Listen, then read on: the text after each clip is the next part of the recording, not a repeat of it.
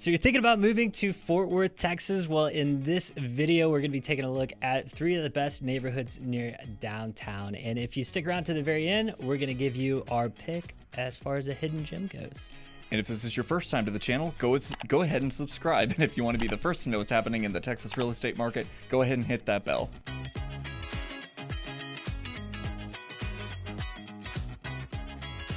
Welcome to the channel. My name is Tom Jung. And I'm Jack Lisenby. And we're your local Dallas Fort Worth real estate agents. If you are looking to buy or sell, whether you're a few days or a few months out, we get phone calls every day from folks just like you. So please don't hesitate to give us a call, shoot us a text, or hit that schedule a Zoom call button on the YouTube banner. So, cool. In this episode, so we are doing a series on the best neighborhoods in Fort Worth. If this is your first time to the channel, there are so many of them. Yeah, we get a lot of people asking, like, where's the best place to live? Like, where can I find this kind of house or this kind of environment? And we figured it would just be a good idea to have a point of reference for a lot of people, because you hear all these names like Ridglea or Westworth or any of these things, and a lot of people just don't know what that really means. Like, it's just a name to a lot of people. Yeah, and so the whole purpose of our channel is kind of to help you guys figure out where you want to be and bring value to you that way. So this episode, we're focusing on neighborhoods that are near downtown Fort Worth. The first episode we had was also downtown Fort Worth. There's just so many good ones to choose from. So if that is the general area you're looking in, hopefully after this video, you'll go back and watch episode 1 if you haven't seen it. But apart from that, if you're just now considering Fort Worth, you want to run through the list of why it's awesome? Oh man, okay. I need to get this down to a science to where I can just rattle it off really quickly, but there's great foods, tons of events and venues. It's a really big city, so if you don't like one half of it, just go to the other half. People are great. Weather could be better. It depends on what time of year. It's a little warm right now. No state income. Yeah, no state income tax. And I feel like it's very, for the most part, very family oriented. Yeah, I don't think there's really anywhere you could go in Fort Worth except maybe somewhere really industrial. Like if you went into South Fort Worth over by Felon Street, it's nothing but concrete plants. But other than that, yeah. The rail yard, yeah, something like that. Or cool. that. Yeah. So, anyways, yeah, so come on into Fort Worth. So let's talk about the neighborhoods. The first one we've got on the list today is Arlington Heights, and this is a really cool neighborhood. It is on the north side of Camp Bowie, on the north side of 30, next to downtown Fort Worth, and it is just south of Camp Bowie and right next to Dickies Arena. Which is Montgomery, if you take those 3 streets, it looks like a little triangle. That's the way I always think about it.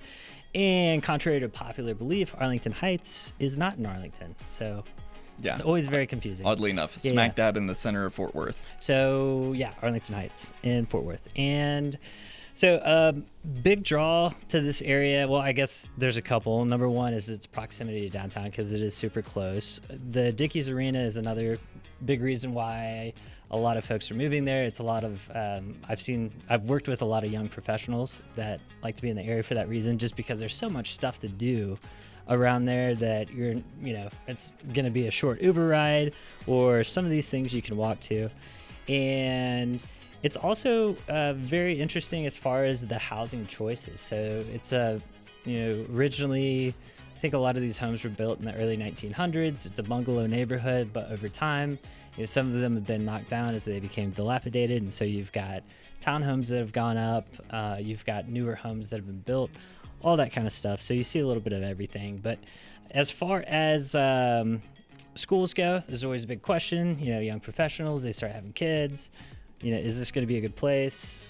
It's okay. Fort Worth, if you've caught any of our other videos, you probably are aware that it is not the pinnacle of public education. It is hanging in there as far as averages go. And so this, the school district or the schools in this area are going to be pretty average. So you got North Highmount Elementary, which is a B+. Pretty decent for Fort Worth, so not bad there. Stripling Middle School is a B-, and Arlington Heights high school is B rated, and our data comes from niche.com. There are some other websites out there like Great Schools and that kind of thing if you want to do some more research. But anyways, overall, not too bad as far as schools go.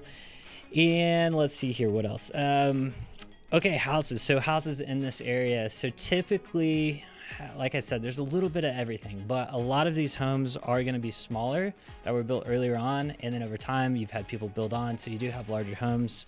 And for the most part, a lot of these are going to be a little bit smaller, probably from like 1,000 square feet to 1,600 square feet, and then anything bigger than that, it's been added onto or knocked down and turned over. But the price range is going to go anywhere from $270 to over $1 million. So that tells you kind of the big range that's in there.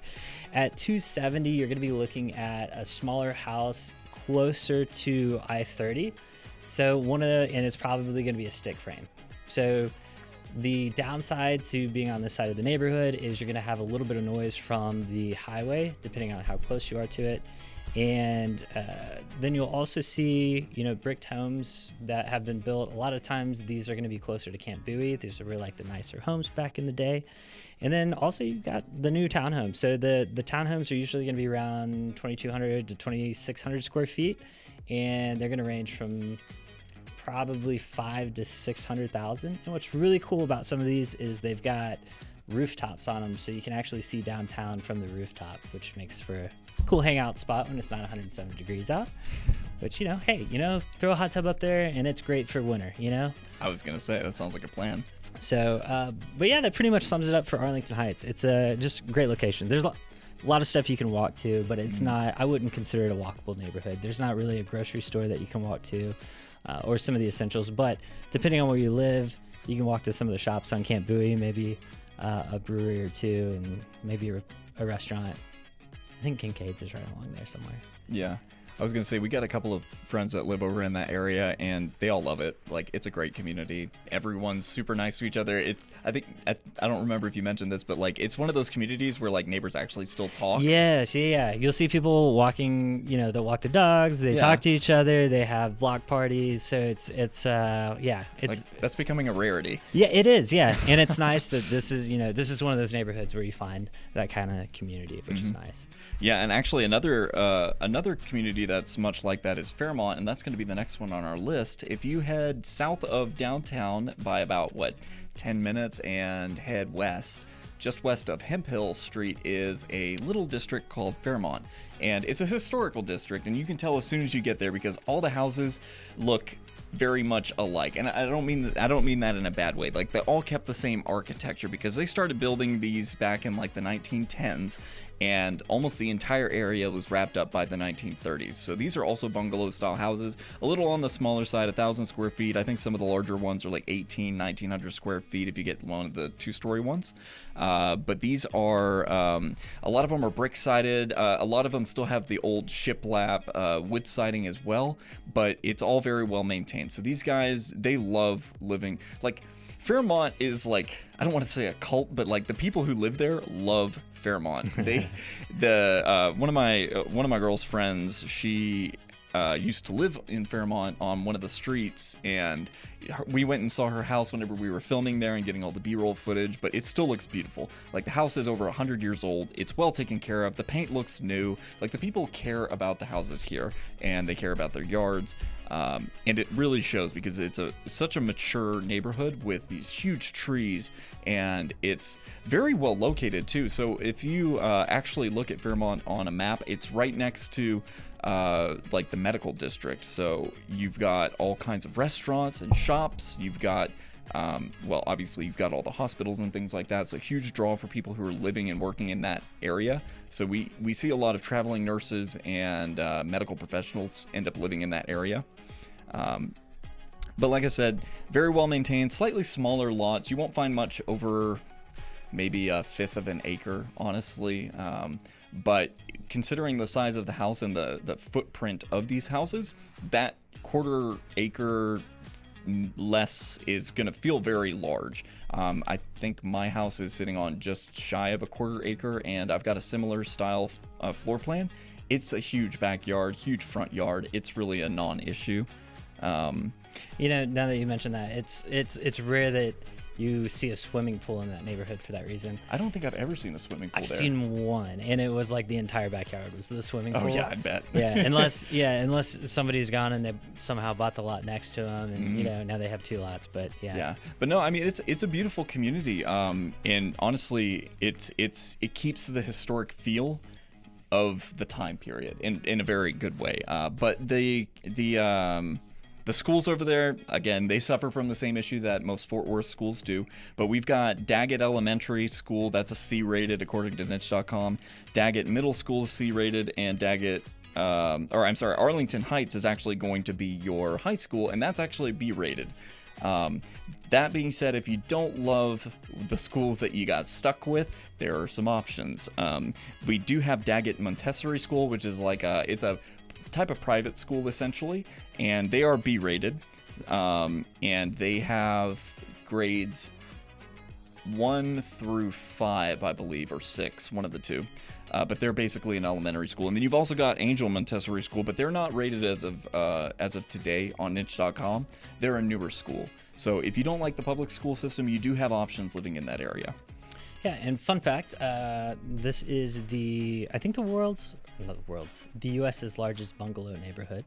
I believe that. It was a lot bigger than I gave it credit for. Yeah, and there's also a lot of retirees that like to move to this because it's depending on where you're at in Fairmount, you might be right behind Magnolia, which has a bunch of shops and restaurants, which leads you right into the hospitals, right? So makes sense that you would retire there, close to the hospitals. I was like, it's a pretty good setup. But yeah, it's a great neighborhood. They don't build houses like that anymore. No. Cool. Next on our list, we've got Ridglea Hills. So Ridglea is one of my favorite neighborhoods, and I'm biased just because you've got larger lots. I am a sucker for larger lots, especially in today's day and age where it seems like they're trying to figure out how to get your house to connect to your neighbor's house and have it be 2 separate things. But so a lot of these lots here, I think, are going to be like 1/3 of an acre or bigger. For the most part, there are like a few lots in there that are smaller, but for the most part, they're going to be larger. You've got these big trees, the big oak trees and all that kind of stuff. And there are 2 sections to Ridglea Hills. So a lot of times you'll hear people refer to Ridglea as Ridglea North and Ridglea South. And there's also a country club there, so the golf courses are referred to the same way. So on the north course, which is the main country club, that's going to be off of Camp Bowie. It's going to be South 30, just off of Camp Bowie. So if you're looking at a map, it's on the south side of downtown and I-30. But you're still pretty close to downtown. It's probably a 5 to 10 minute drive, depending on where you're located in the neighborhood. And so good location, but you've got that location, and then there's a highway. No, it's highway 377. Is that a highway? It's not a highway. I mean, it's a U.S. highway. It's not a very big one. So, yeah. Anyways, on the other side of that, you've got Ridglea South, which borders I-20, which is on the south side of Fort Worth. Anyways, long story short, I'm sure there's maps up on the screen by now, and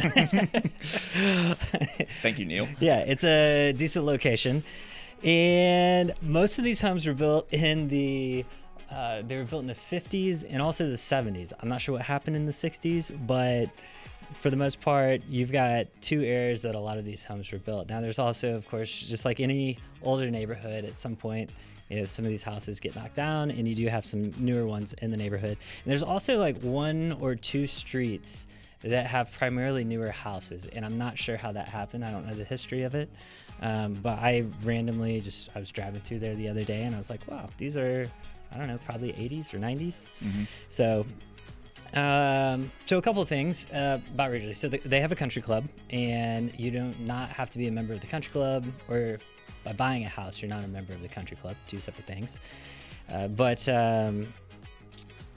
Yeah, and you also have Luther Lake. So there is what they call a lake, which is to me an oversized pond, but it's enough to get a boat on. So there are some larger homes that sit on there. There are also some larger, just like mansion style homes that are around the golf course as well. So there's a lot of variation. But if we go back to like the normal homes, most of them are going to be about 2,000 to 3,000 square feet, and they are going to range in price pretty drastically, but I think basically to get into this neighborhood, you're looking at around high threes, probably 400,000. High threes, you're probably looking at something outdated. The average home in there is about 2,400 square feet, so these are like larger family homes, and the average is selling for just over 500,000. So that gives you an idea. And then obviously, people go nuts in there. You can spend as much as you want. You can spend over $1 million in Ridglea if you'd like. But I don't know. I guess it's just I just have a huge bias to large lots and I mean, it's a golf nice courses. area. So so it's a great area. Other than that, there's not a whole lot of amenities, but you are, again, close to downtown, close to shopping, all that kind of stuff. So good location. Oh, schools. I missed schools. That's what it was. Ridglea Hills Elementary. They are B-rated. A lot of parent involvement. So I was reading through the reviews. B-rated, but all the reviews are talking about how there's a large parent involvement there, which is great. And how also they have low passing scores on their tests. So Bit of a downer. I don't know exactly how that works, but yeah, those are the facts. Monon Middle School is C-rated and very low proficiency. So like 19% of students are passing the standard math exam, and only 27% reading. So I don't know what happened between elementary and middle school or what, but the middle school, not great. I mean, isn't statistically aren't most Americans at a third grade reading level anyway? Yes. So I feel like they're on course for going by that statistic. Very average. And then your high school is Arlington Heights High School, so which is B-rated, as we've mentioned in the other neighborhoods. So yeah, this is definitely, and just with the different clients we've had there, schools are always a concern. And one of the downsides is you don't have a charter school that's like super close by, which charter schools are, I feel like, popping up left and right. I think it's they're becoming more prevalent here in the Fort Worth area. So for that reason, that's always a concern. So that's something that if you have kids and you're looking to move to this area, that you want to look into. There are private schools as well that you can attend, or your kids can attend, but that is probably the main concern if you have kids and are looking at the Ridglea area. If you don't have kids, great spot. Man. Well, I think that's all we got for the neighborhoods, but since you guys stuck around, we got a special fourth hidden gem neighborhood, because a lot of people, even in Fort Worth, don't know about this place because it's so well tucked away. But if you take the 35 north of downtown, about 3 to 5 minutes, there's going to be an exit that you want to take called Yucca, and instead of turning left towards the very prestigious north side with its stockyards, you're going to make a right into this little wooded curve that goes up a hill into a place called Oakhurst. I'm getting all of my neighborhoods mixed up today. Oakhurst is this tiny little corner of central Fort Worth that a lot of people just doesn't even know exist. There's nothing but trees and hills back there, and it hides this beautiful little area of houses that were built back in the 1920s. They started back in the 20s and wrapped up around the 50s. So again, you're going to see a lot of that architecture that you saw in these other neighborhoods here, but you're going to see it at a much lower price point, because these houses start around the 200,000s, like mid-low 200,000s, all the way up to the 500,000s for, again, 1,300 to 2,000 square foot houses, bungalow style. A lot of them still have that shiplap siding, but some of them do have brick and very ornate architecture, because I don't know what it was about the architecture at that time, but they put a lot of masonry and flair into much smaller houses than we do nowadays. I like it. I'm not complaining. But most of these lots are about a quarter acre to about a fifth of an acre, so they're on the small side to the average side. Like I said, tons of trees, and there's a couple select few areas, actually right around the edge of the Oakhurst area. They have some of these crazy huge mansions that just overlook this hillside, and a couple gated communities over there in the Yucca area as well. But the schools over there, you've got the Bonnie Bray Elementary School, which is B-rated, which is decent for Fort Worth elementary schools. We've got Riverside Middle School, C-, and then Carter River High School, which is C+. I will say one actual really cool amenity about this area is that there's like shopping inside the neighborhood. It's like you get Oakhurst, and then there's like a main street that goes right through the middle of the area, and there's a bunch of shops. There's like a lavanderia, or like a laundromat over there, a bunch of amenities along the street here that just head straight to the 35 if you go all the way down. And then there's more neighborhood on the other side of it as well. Yeah, this is a really cool neighborhood, I thought, because, well, okay, it's got a couple things that a lot of neighborhoods don't. Number one, you kind of alluded to this, is like the elevation of, it's like on a hillside, which we don't have a lot of hills in Fort Worth, right? Like at all. Yeah, and then it's right next to the Trinity River, so you could essentially ride your bike down to the trails there.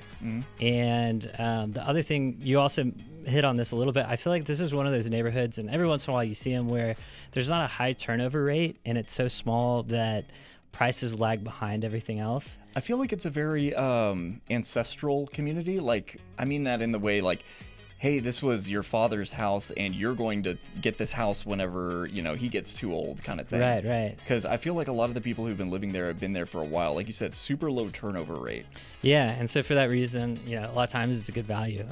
Now, I feel like over the last like 2 years, the secret's kind of gotten out a little bit. It's making its way out there. I've seen more investors in that neighborhood, like redoing the properties, that kind of thing. But yeah, it's a great neighborhood, and it's you're right off, like you said, right off 35. You're right there. It's like right off of 121. It's just easy access to everything. Yeah, and I was gonna say, I was driving through there. There's almost no traffic. Like, there's nothing that you need to drive through it to get to unless it's your house. Yeah. So, great little hidden gem there. If literally on that one, yeah. But anyways, that's all we've got for this episode. If there was something missing from these neighborhoods, let us know in the comments what it was. Maybe we can find that perfect neighborhood for you. And as always, if you're looking to buy or sell, remember to keep calm. Call Tom.